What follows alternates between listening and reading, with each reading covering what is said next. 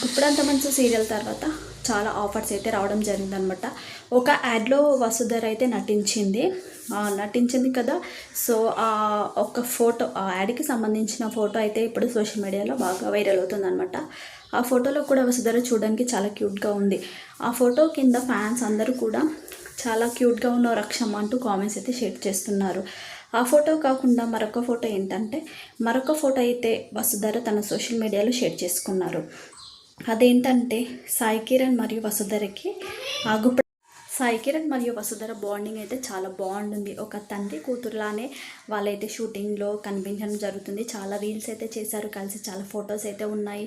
చోటు పింకీ అంటూ కూడా వాళ్ళు అనుకుంటూ ఉంటారు అప్పుడప్పుడు. సో వాళ్ళిద్దరు బాండింగ్ అయితే చాలా బాగుంటుంది. చూడడానికి కూడా ఒక తండ్రి ఒక కూతురు, నిజమైన తండ్రి కూతురులానే ఉంటారు. వాళ్ళ బాండింగ్ అనేది చాలా బాగుంటుంది అన్నమాట.